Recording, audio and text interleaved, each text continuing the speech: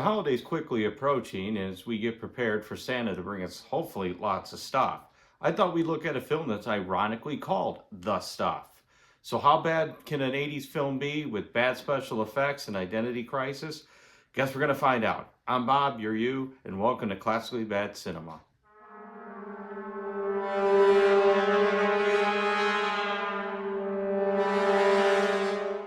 The Stuff was released in 1985 by New World Pictures. It was written, directed, and produced by Larry Cohen. It was inspired by consumerism and corporate greed. The film attempts to satirize the dangers of blindly consuming products that turn out to be hazards to people's health. Now, I'm going to give the film credit. It doesn't waste time like The Black Hole did. It gets right to the story as some old guy making his rounds stumbles upon some white bird shit looking goo coming up from the ground. And of course, what do you do when you find it? Well, the most logical thing to do, taste it. You don't want to drink? Oh, yep, there you go. Fuck that liver. This thing tastes so damn good. He has to not only show his coworker, but he got to get him to taste it too, without the slightest hesitation. Yeah, get you a little something. Could it be extremely poisonous? Who knows? And it just so happens that these two get the ingenious idea that they could sell it. That's ignorant. We flash ahead in time. How long? Well, the film doesn't say. Could be months, years, who knows. Regardless, these yahoos figured out how to sell, market, and get this stuff in the stores again, without the slightest idea exactly what the hell it actually is. That's ignorant. We meet up with Jason, who's up late looking for a midnight snack, and discovers that a container of this stuff has fallen over and the contents are crawling out. So right away, without any sort of build-up, it's already revealed that this stuff is probably pretty bad news. Oh, shit. Jason's creepy-ass dad finds him and doesn't believe any of his late-night nonsense and tells him to go to bed. Kick his ass, Seabass! His dad, on the other hand, has no issue putting his crap in his mouth.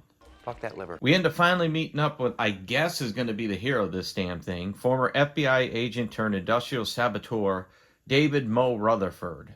And we're going to find out why he's called Mo. Because every time people give me money, I always want more. He's meeting up with some ice cream corporate heads on a yacht. They're worried that the stuff's popularity is going to negatively impact the company's bottom line once it goes national. Even though, up to this point, the way they talk and everything, it just seems like it's already gone national. But they want Mo to see what he can find out about the formula. Unlike the Black Hole, Mo doesn't waste any time earning that paycheck and turns into Cole, who not only named the product of stuff, but is also in charge of the ad campaign. After interrupting a commercial shoot, and again, why they call him Mo. They call me Mo because every time they give me something, I always want more. No, and I don't care. He turns on the charm, lies his ass off, and scores info and the date. 60% of the time, it works every time. Meanwhile, Jason still remains bothered by the stuff moving in the fridge and unleashes his deep-seated hatred for it. When I say deep-seated, I mean deep-seated.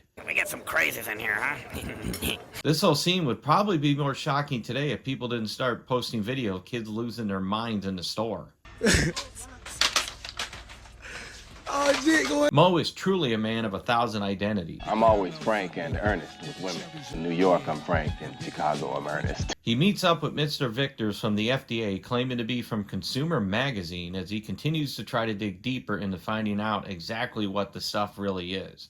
Unfortunately for him and the rest of us, he manages to get nowhere fast. What he does learn that it was tested in state of Virginia, which just turns out to be some rundown town with a gas station owner that's pretty insistent that he try his restroom. Nice clean restrooms out there if you want to. Well, don't you want to wash your hands or something? I put in a new towel. I haven't seen this sort of commitment and demand since Buffalo Bill. It rubs the lotion on its skin. It does this whenever it's told. Mo isn't interested in the guy's paper towel dispenser in a restroom. Rather, he's turned his attention to a car entering town. Will our mystery guest enter and sign in, please? He gets jumped by a mysterious figure. Luckily for him is Chocolate Chip Charlie, who's a kung fu fighting former cookie tycoon who we learn at the beginning-ish is in bad financials after his family member sold his company to the company that's distributing the stuff. As they wander through the Silent Hill wannabe town, they learn just how bad this crap is. And just tell me what the hell is going on. It turns out it's a living parasitic bird crab-like substance that takes over the brain of those who are dumb enough to eat it, then uses them to replicate itself before bursting out of their bodies and leaving just an empty corpse. Surprise, surprise. Surprise, surprise. This leads to one of my favorite scenes of the movie when our two heroes discover they're not alone and have to fight off the pretty fragile thugs in a pretty bad fight scene. 80s special effects. They're fantastic. After surviving the half-assed attack, they end up in a diner and decide to split up. Mo sends Charlie to D.C. to meet up with an FBI agent, Frank Herbert, while he goes to New York. Or at least I think he does. Where the hell am I? Mo is almost run down by an inconspicuous white van with the Stuff logo all over it.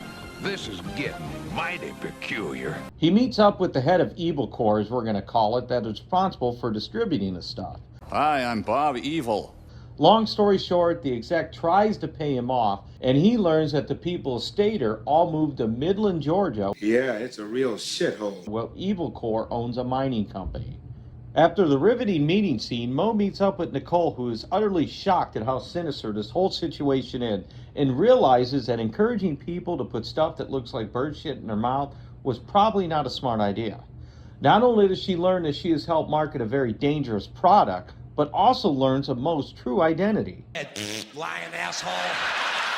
Lying asshole. Mo, who's done lying and conning Nicole to get information, devises a plan to lie and con other people to get information. Clever. Thrown in for good measure too is that he learns of Jason's supermarket escapades, which we connect back to him, which if you're like me, forgot was even in this film. You're still here. And we see his punishment for the whole supermarket freakout. But his trouble just begin to mount when he discovers that all of the food in the house has been tossed, and he starts to get pressured to try the stuff for himself. This stuff just isn't parasitic. It also seems to make people real assholes. Hey, freak, what do you want anyway? Thought you loved this house, Jason. That's why we bought it. About your new room, we got you everything you asked for. You always get everything you want. Anyways, he gets sent to his room with a full container, but dispose of it before walking down the stairs, seemingly eating it. This allows him to make a run for it. Lucky for him, Mo just happens to show up at that exact moment to help him escape. The three fly to Midland, Georgia to meet up with execs under the guise that they're going to gather info for a marketing shoot, leaving Jason behind in the plane. While the two are off, the pilots are killed and Jason narrowly escapes. He ends up wandering the countryside before coming across a closed Evil Corps mine and stumbling right into danger. Yeah, and get used to this because he's going to be doing this a lot the remainder of the film. As I said, he mistakenly comes across a bunch of Evil Corps workers, and having to think fast and avoid detection, he decides the best course of action is to hide in the back of the tanker. Did you eat a lot of paint chips when you were a kid? After a brief tour, Mo and Nicole, either not caring or just completely forgetting about Jason, head to a cheap motel that the company arranged, which isn't suspicious in the slightest. Or at least they don't seem too concerned. Of course, Mo is attacked, prompting Nicole to grab an oil lamp and try to burn it off his face. She seems way too chill lighting his face on fire. And if this wasn't enough, some flannel-wearing asshole joins the attack. Mo manages to get the goof off his face and fight him off as we get my second favorite scene. Look at that. That's meant for us. I don't even know if that's PG. Man, can you imagine being the poor bastard that has to clean up this room? Oh, fuck. Oh my god. But their luck does improve after the bird shit attack when they come across an Evil Corps truck that leads them right to the location of where the stuff is. To no shock, they discover that it comes from the ground. Mo decides to steal one of the loaded trucks so he can prove how dangerous it is and then cover the pit with explosives that he somehow had on hand the whole time. Sounds like a really crappy plan, but okay. He happens to stumble across the exact truck Jason is green screened in, and damn, this is bad. I mean, the kid's not even looking at it. This really makes you wonder how much of the budget was actually spent on special effects. I got $4, almost $5. I got $18. After discovering Jason is in danger of being attacked by horrendous special effects, Mo knocks out 3 guys, steals a semi, almost runs over 2 cops, detonates the explosives, and saves Nicole from the guy from Stater whose face explodes when his legs are run over. That's ignorant. Jason is narrowly rescued before the stuff attacks. Why it didn't in the 20 minutes it was back there with him is beyond me. Mo adds assaulting a police officer to the list of felonies for the night before the movie completely falls off the rails and the 3 make a visit to Colonel Spears. Long, miserable story short, he wants to enlist the Colonel's help to make this film more absurd and also take down Evil Corp for distributing its stuff. I love this plan. I'm excited to be a part of it. Let's do it. After getting the Colonel on board, lucky for us, they attacked the Evil Corp factory, sending workers scattering. Glad to see they brought Jason along to the assault. It's a bold strategy, Cotton. Let's see if it pays off for him. The Colonel's troops find all the workers dead inside and, of course, fragile. I mean, very, very fragile. And, of course, while trying to protect Jason from death littered about, they run right into the stuff and almost get killed. I'm not understanding. I really don't. Shut up! I mean, do you just attract violence? After a whole lot of nothing happening, Colonel decides to head to Atlanta where he owns 2 radio stations to inform the country about what really is going on. And at the station, we get reunited with Charlie, who doesn't bring the FBI with him. Anyways, Charlie is undeterred and very insistent on helping Nicole spread the word. That is until they get into the radio booth. Charlie, are you all right? What's the matter?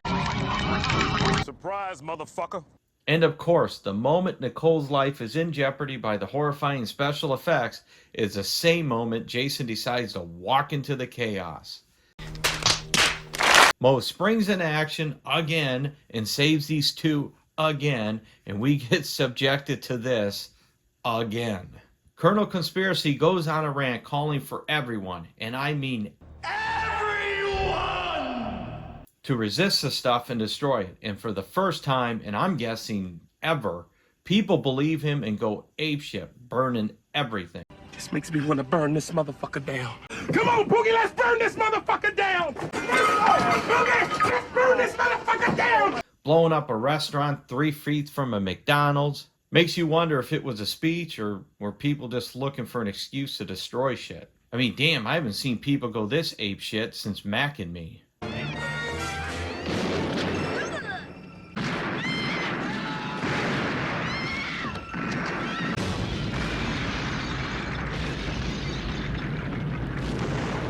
Yes, very sad.